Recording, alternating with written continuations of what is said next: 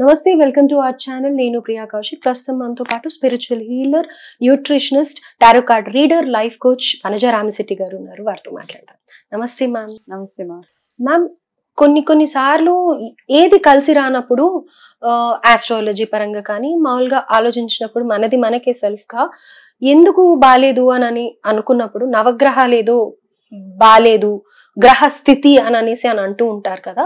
So ఆ గ్రహాలన్నీ అనుకూలంగా ఉండాలి అని అంటే కనుక డెఫినెట్ గా ఉండవు, కానీ కొన్ని రెమెడీస్ అయితే ఉంటాయి కదా గ్రహాలు అనుకూలంగా మారటానికి కొన్ని చేయొచ్చు అని అంటూ ఉంటారు. సో అలాంటప్పుడు ఈ నవగ్రహాలన్నీ కూడా మనకి సరిగ్గా వర్క్ చేయాలి అని అంటే అట్లీస్ట్ పాజిటివ్ రిజల్ట్స్ ఇవ్వాలి అని అంటే ఏం చేయాలి అని అంటారు? అయితే ఇప్పుడు ఫస్ట్ థింగ్ ఏంటంటే ఈ నవగ్రహాలు, ఆస్ట్రాలజీ ఇవన్నీ చూస్తుంటే మనం రెమెడీస్ అవన్నీ అంటే కూడా బేసిక్ గా ఇవన్నీ మనకి ఒక లైఫ్ లెసన్స్ నేర్పిస్తూ ఉంటాయి అనమాట. గ్రహాలు కానీ ఏవైనా కానీ మామూలుగా మనం పర్సనాలిటీ డెవలప్మెంట్, మా అబ్బాయి బిహేవియర్ బాగోలేదండి, నోరెప్పితే తిడుతూ ఉంటాడు అందరినీ, లేకపోతే పెద్దవాళ్ళు వస్తే మర్యాదే ఉండదండి, ఎంత నేర్పించినా నేర్చుకోవట్లేదండి అని ఇలా చాలా కంప్లైంట్స్ మనకి చూస్తుంటాం చాలా మంది దగ్గర నుంచి. సో ఇవన్నీ ఏంటంటే మనకి డెఫినెట్గా అప్పుడు ఏమొస్తుంది, కొంతమంది ఎక్స్ట్రీమ్గా పిల్లలు బ్యాడ్ బిహేవియర్ ఉన్నప్పుడు ఇమీడియట్గా ఒక ఆస్ట్రాలజర్ దగ్గరికి వెళ్ళి మా అబ్బాయి మాట్లాడితే మాటకు ముందు ఒక బూతు తర్వాత ఒక బూతు మాట్లాడుతున్నాడంటే ఓకే బుధగ్రహం బాగలేదని ఏదో ఒకటి వాళ్ళకి రెమెడీ అవి ఇస్తారన్నమాట. మీరు బుధవారాలు సో అండ్ సో ఇట్లా చేయండి అనేసి. సో ప్రతి ఒక్క గ్రహానికి ఒక బిహేవియర్ ఒకటి లింక్ అయి ఉంటుంది అనమాట. మనిషిలో ఉన్న బిహేవియర్ ఏదైతే ఉంటుందో అది ఎప్పుడు లింక్ అయి ఉంటుంది. సేమ్ థింగ్ చాలా మంది ఏమంటారంటే శని గ్రహము, ఏళ్ళనాటి శని అంటే శని ఈజ్ గాడ్ ఆఫ్ జస్టిస్ కదా, ఆయన ప్లానెట్ ఆఫ్ జస్టిస్, న్యాయం ఎటుంటే ఆయన అటుంటారు. అండ్ ఇంకోటి మన పాస్ట్ కర్మది కూడా తీరిపోవాలి అని అంటే శని ప్రభావం ఉంటుంది అంతే కదా. మనం పాస్ట్ లో చేసిన కర్మాస్ ఏవైతే ఉన్నాయో అవన్నీ తీరాలంటే ఆయన ఆ కర్మని గో త్రూ అవనిస్తాడు అనమాట మనల్ని. కాబట్టి ఈ గ్రహాలు బాగుండాలి అంటే ఇప్పుడు గ్రహాల గురించి ఒక పర్టికులర్ పర్సన్ గురించి కాదు, మనం ఓవరాల్ గా మన ఇంట్లో ఫ్యామిలీ ఏదైతే ఉంటుందో పిల్లల దగ్గర నుంచి పెద్దవాళ్ళ దగ్గర నుంచి ఎవరైతే ఉన్నారో వాళ్ళందరూ మనం బేసిక్ గా కొన్ని జాతకాలు ఇవన్నీ పక్కన పెట్టేస్తే మనకి ప్రతి ఒక్క మనిషికి 9 ప్లానెట్స్ ఒక ఇంపాక్ట్, 9 గ్రహాల ఇంపాక్ట్ ఒక మనిషి జాతకంలో ఉంటది కదా. మంచి ఉంటది, చెడు ఉంటది. ఓకే, అవి ఎలా ఉన్నా కానీ మనము చేయాల్సిన చిన్న కొన్ని బిహేవియరల్ చేంజెస్ ఏవైతే ఉంటాయో అంటే పలానా ఇప్పుడు ఏం చేస్తాం మామూలుగా మన టీచర్ మనకు ఫేవరబుల్ గా ఉండాలంటే మనం మార్క్స్ సరిగ్గా తెచ్చుకోవాలి, వెల్ డిసిప్లిన్డ్ గా ఉండాలి స్కూల్లో పిల్లలు. సో మన పెద్దవాళ్ళు మనల్ని ఇష్టపడాలి అంటే వాళ్ళకి తగ్గట్టుగా మనం బిహేవ్ చేస్తూ ఉండాలి. ఇవి ఎలాగైతే ఉన్నాయో సేమ్ థింగ్ గ్రహాలకు వచ్చేటప్పటికి ఫర్ ఎగ్జాంపుల్ సూర్యగ్రహం తీసుకుందాం. సూర్యగ్రహం అనుకూలంగా ఉండాలి అంటే మనలో బిహేవియరల్ చేంజెస్ ఏమేమి రావాలి అంటే మన పెద్దవాళ్ళని మనము గౌరవించడం, ఎస్పెషల్లీ ఫాదర్ని కానీ గ్రాండ్ ఫాదర్ని కానీ తాతయ్యలు, నాన్న వీళ్ళందరినీ ఎంత బాగా మనం మర్యాద పూర్వకంగా చూసుకుంటే మనకి సూర్యగ్రహం అంత పవర్ఫుల్ గా మన జాతకంలో ఉంటది అనమాట. ఓకే, సెకండ్ వచ్చే గ్రహం చంద్రగ్రహం. చంద్రగ్రహం బాగుండాలి అంటే చంద్రుడు ఏం చెప్తాడు మనకి, ఫీమేల్స్ బేసిక్ గా మనఃకారకుడు, మానసికంగా బాగుండాలి అని అంటే గనక మనం ఏం చేయాలి, నార్మల్ గా చంద్రగ్రహం ఫేవరబుల్ గా మనకు ఉండాలి అంటే ఫస్ట్ మనము మదర్ కి రెస్పెక్ట్ ఇవ్వడము, ఆడవాళ్ళని మర్యాద పూర్వకంగా చూసుకోవడము, ఇది మనకి చంద్రగ్రహం చెప్తూ ఉంటుంది అనమాట. ఓకే, సో నెక్స్ట్ కుజగ్రహం అనుకోవచ్చా? నెక్స్ట్ కుజగ్రహం. సో కుజగ్రహం ఏం చెప్తుంది అంటే మనకి ఎంతైతే పవర్ ఉంటుందో మనం చాలా మంది మనలో ఉన్న శక్తి మనకు తెలియదు కదా. ఒక పని చేయాలి అంటే సగం చేసి ఆపేస్తాం. మనకున్న ఫుల్ తెలివితేటలను ఉపయోగించమని చెప్తుంది కుజగ్రహం. Okay, do everything full interest తోటి ఫుల్ పవర్ తోటి చేస్తే అప్పుడు అనమాట, మధ్యలో వదిలేయడం కాదు. ఆ సగం పని చేసి వదిలేస్తూ ఉంటాం. ఏదైనా కంప్లీట్ చేయమని కుజగ్రహం మనకి చెప్తూ ఉంటది. సో కుజగ్రహం ఫేవరబుల్ గా ఉన్నాయి, ఏదైనా టాస్క్ పట్టుకుంటే అది మనం ఫుల్ ఇంట్రెస్ట్ తోటి ఫుల్ పవర్ తోటి అది కంప్లీట్ చేసుకోవడం. ఓకే, తర్వాత మనకు బుధగ్రహం.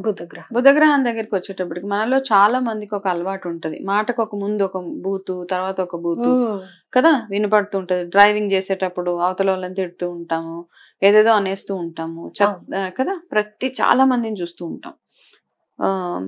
ఎవరితోటన్నా ఏదైనా సడన్ గా కోపం రాగానే ఫస్ట్ వాళ్ళ నోట్లోంచి వచ్చే చెడ్డ మాటలు. సో అవతల వాళ్ళని అబ్యూస్ చేయడం, మాట తీరు ఏదైతే ఉంటుందో మర్యాద పూర్వకంగా ఎప్పుడైతే ఉంటుందో అప్పుడు మనకి బుధగ్రహం ఫేవరబుల్ గా ఉంటుంది. తర్వాత వచ్చే మోస్ట్ ఇంపార్టెంట్ గురు గ్రహం. గురు బలం లేనిది ఏది కాదు అని అంటారు కదా. చాలా పవర్ఫుల్ గ్రహం గురు గ్రహం. కాబట్టి గురు గ్రహం బాగుండాలంటే ఫస్ట్ మనం చేయాల్సింది, మనకంటే గురు ప్లేస్ లో ఎవరైతే ఉన్నారో వాళ్ళందరినీ మర్యాద పూర్వకంగా చూసుకోవడం, వాళ్ళతో మాట్లాడేటప్పుడు మర్యాద పూర్వకంగా మాట్లాడడం. గురువు అంటే టీచరే కాదు, మన ఇంట్లో ఉన్న అమ్మ నాన్న అందరూ మన గురువులతో సమానం. పెద్దవాళ్ళు ఎవరైతే ఉన్నారో ఇండైరెక్ట్ గా గురు గ్రహం మనకు అది కూడా ప్రీచ్ చేస్తూ ఉంటుంది. ఇంకా గ్రహాలు ఎట్లా బిహేవ్ చేయాలని ఇంకా చాలా డీటెయిల్ ఉన్నాయి, కానీ ఒక ఫ్యామిలీలో బిహేవియర్ ప్యాటర్న్ గురించి చెప్తున్నా, మనకి ఇవన్నీ ఫేవరబుల్ గా ఉండాలంటే. ఓకే, నెక్స్ట్ వచ్చే గ్రహం శుక్రగ్రహం. శుక్రగ్రహం అంటే మన లగ్జరీస్ ఇచ్చే ఆయన, బ్యూటీ లగ్జరీస్ ఇవన్నీ ఆయనే ఇస్తాడు. కాకపోతే ఆయన ఏం చెప్తాడంటే దేనికి అడిక్ట్ అవ్వకూడదు మనం. ఓకే, ఎంత ఉన్నా ఏమున్నా కానీ అడిక్ట్ అవ్వద్దు అంతే. అండ్ దేనికి అడిక్షన్స్ అవసరం లేదు. అంటే అడిక్షన్స్ అంటే ఈ మధ్య కాలంలో ఉన్న అడిక్షన్స్ ఏంటి చెప్పు? చాలా ఒక ఫ్యామిలీలో అంటే బయటికి వెళ్ళాలి, ఫుడ్ తినాలి, లేకపోతే గనక షాపింగ్ చేయాలి, సినిమాలు చూడాలి, అవన్నీ అడిక్షన్స్ కిందకి డ్రింక్ ఆఫ్ కోర్స్ ఉంటుంది. కొంతమందికి గేమ్స్ కానీ, ఇంకొకటి ఇప్పుడు ఈ యాప్స్ ద్వారా మనీ తీసుకోవడం కూడా అడిక్ట్ అయిపోయారు. ఇవన్నీ అడిక్షన్స్ అన్నమాట. యాప్స్, ఫోన్ లో ఆడే గేమ్స్ ఏవైతే ఉంటాయి ఇవన్నీ, ఫోన్ చూడటం అట్లాంటి ఇప్పుడు నీ వీడియో చూస్తున్నాం కదా అని అంటారు. కరెక్టే, కానీ ఇది చూడొచ్చు. అంటే దేర్ ఇస్ అ టైం, ఒక 1 hour 1.5 hour పెట్టుకోవాలి తప్పిస్తే మిగతా టైం అంతా దేర్ ఇస్ నో నీడ్ కదా, పిల్లలకు కానీ పెద్దవాళ్ళకి కానీ ఎవరికైనా అంతే. ఓకే, సో కాబట్టి ఆ అడిక్షన్స్ కి దూరం అవ్వండి. అంటే లగ్జరీ ఒక దానికంటే మనకి ఏదైనా ఒక లగ్జరీ ఉందనుకో, దానికి మనం చాలా అడిక్ట్ అయిపోతూ ఉంటాం, దాని నుంచి బయటకు రాలేం. సో శుక్రుడు ఏం చెప్తాడంటే లగ్జరీ ఇస్తాడు, కాకపోతే నేను ఇచ్చే లగ్జరీకి మీరు అడిక్ట్ అయిపోవద్దు.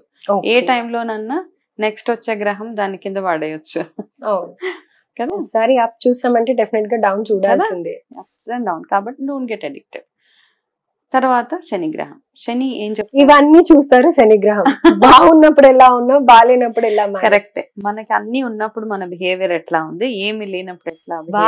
కూడా చెప్పేస్తున్నా దాన్ని బేస్ చేసుకుని మనకి ఏళ్ళనాటి శని వచ్చినప్పుడు అవన్నీ దాన్ని మనం పాస్ట్ కర్మస్ అంటాం. మనం నిజంగా అన్ని ఎంత కష్టంగా ఉన్నా మనం అన్ని డిసిప్లిన్ గా అన్ని చేసుకుంటూ వెళ్ళిపోయాం అంటే మీకు ఏళ్ళనాటి శని ఇంపాక్ట్ కూడా ఏమి ఉండదు.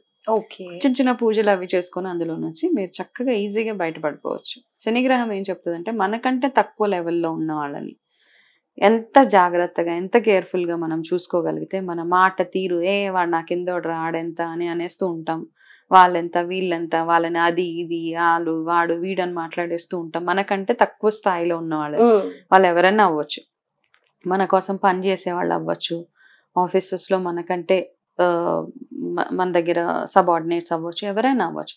వాళ్ళతో మాట్లాడేటప్పుడు ఆ బాసిజం ఏదైతే ఉందో అది ఎంత కంట్రోల్గా ఉంటే మనకి ఆ శని ఏదైతే శని భగవానుడు ఎవరైతే ఉన్నారో మనని కేర్ఫుల్గా చూసుకుంటాడు అనమాట. ఆ బిహేవియర్లో ఎప్పుడైతే మార్పు రాదో అప్పుడు అంటే మనం ఎంత బ్యాలెన్స్డ్గా ఉండగలిగితే అంత బాగా మనకి శని మనల్ని.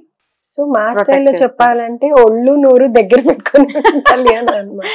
కరెక్టే కదా. అవి అలా ఉన్నప్పుడు శని కూడా మనకి ఫేవరబుల్ గానే ఉంటది. ఎందుకంటే మనకి ఏళ్ళనాటి శని ఉన్నా చాలా ఫేవర్స్ చేసే టైం కూడా అదే టైం అవుతుంది. ఓకే. సో ఏళ్ళనాటి శని ప్రభావం కానీ అర్ధాశ్రమ శని ప్రభావం కానీ తక్కువగా ఉండాలంటే ఒట్టి ఆ గ్రహాలకే కాకుండా అన్ని నవగ్రహాలకి ఎలా ఉండాలో అంత పంచువల్ గా ఉంటేనే మనకు ఆ ప్రభావం ఉండదు అని అంటారు. శనిగ్రహం ఇంపాక్ట్ ఎక్కువ ఉంటుంది. And coming to Rahu Ketu, the most leading. శనిగ్రహం ఒక ఎత్తు అయితే, అయ్యో సారీ శనీశ్వరుడు అని ఎక్కువ మాట్లాడుతున్నా. సో రాహుకేతువులు కూడా అంతే ఇంపాక్ట్ చూపిస్తాయి అని అంటారు కదా. సో మరి వాటికి ఏం చేయాలని అంటారు? రాహు ఏం చెప్తాడు, ఎలా శుక్రుడు లగ్జరీస్ కి అడిక్ట్ అవ్వద్దు అంటాడు, రాహు ఏం చెప్తాడంటే బ్యాడ్ హ్యాబిట్స్ కి అడిక్ట్ అవ్వద్దు అంటారు. ఓకే, చెడు వ్యసనాలు అంటాం కదా. ఓకే, చాలా మందికి సోషలైజ్ అవ్వే ప్రాసెస్ లో, వాళ్ళ నలుగురితో కలిసే ప్రాసెస్ లో they may have to smoke, drink, ఇట్లాంటివన్నీ ఉంటాయి అనమాట. ఎక్కడికో వెళ్ళాలి, ఏదో వాటిలో ఇన్వాల్వ్ అవ్వాలని అంటారు. కాకపోతే పేకాట, మనీ పెట్టి ఆడడం, ఇట్లాంటివన్నీ ఉంటాయి కదా, అవి సరదా వరకు ఓకే. ఓకే. దానికి ఎప్పుడైతే అడిక్ట్ అయిపోతారో మనిషి, అదే పనిగా అదే నా లైఫ్, ఇంకా అంతే డబ్బులు పెట్టే నేను పేకాడతాను, డ్రింకింగ్, స్మోకింగ్, ఇవన్నీ అడిక్షన్ కి తీసుకెళ్లేది రాహు. సో రాహు బాలినప్పుడే ఇలాంటివన్నీ వస్తాయి, ఇట్లాంటివన్నీ వస్తాయి. కాబట్టి ఆ అడిక్షన్స్ ని మనం మెంటల్ గా కంట్రోల్ అయ్యి ఆ అడిక్షన్స్ నుంచి మనం ఎంత దూరంగా ఉండగలిగితే మనకి రాహు అంత ఫేవరబుల్ గా ఉంటే చాలా పై పొజిషన్ కి వెళ్ళిపోతాం యాక్చువల్ గా. విదేశీ ప్రయాణాలు అనేవన్నీ ఇవన్నీ చాలా ఉంటది అనమాట రాహు బాగుంటే. కాకపోతే ఎప్పుడైతే మనం ఈ అడిక్షన్స్ అన్నిటికీ వెళ్ళిపోతామో అప్పుడు రాహు మనని కింద పడేస్తాం. రైట్. అయితే ఇప్పుడు వచ్చే the most powerful Ketu up and down చేసేసేది. అంటే నాకు తెలిసిన దీని ప్రకారం అయితే హస్బెండ్ వైఫ్ రిలేషన్ మంచిగా ఉండాలంటే Ketu is the leading planet అని అంటారు కదా. సో ఇప్పుడు మనం ఎక్కువగా చూస్తున్నవి డైవర్స్లు, కొట్లాటలు ఇవే కదా. సో దాని గురించి చెప్పండి, అందరికి యూస్ఫుల్ అయ్యేలాగా. ఇలానే ఉండాలి. సో కేతు గ్రహం ఏం చెప్తుంది అంటే, ఫస్ట్ మనం చేయాల్సింది కేతు గ్రహము ఒకరి వెనకాల బ్యాడ్ గా మాట్లాడకూడదు. మనందరి దగ్గర చాలా మంది చేసే తప్పు ఏంటంటే, ఒక మనిషి గురించి వాళ్ళ ముందు మనం నవ్వుతూ మాట్లాడి వాళ్ళు వెళ్ళిపోగానే వాళ్ళ గురించి 100 చాటబార్తం మాట్లాడతాం, వాళ్ళు ఇలాగా వాళ్ళు అలాగా.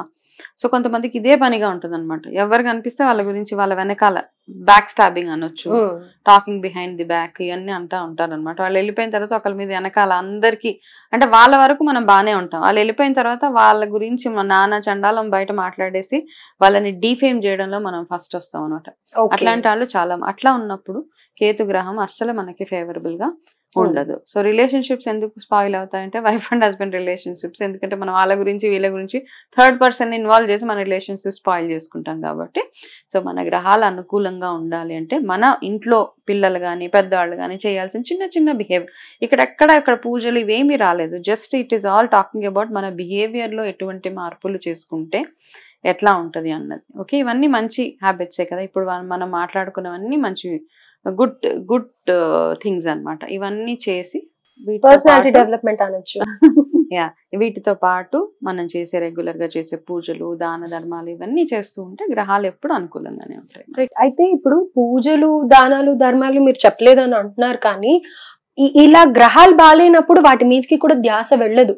సో మనకిగా మనము ఏమి చెయ్యకుండా సరి చేసుకునేవంటే ఇవి. కాబట్టి నాకు తెలిసి ఇది ఒక బెస్ట్ రెమెడీ అని అనిపిస్తుంది. అంతే కదా. మనం బాగోలేదంటే నోరు కంట్రోల్లో పెట్టేసుకోండి. ఇంకా మనం చెడ్డ మాటలు మాట్లాడడం, ఒకళ్ళ వెనకాల మాట్లాడుకోవడం.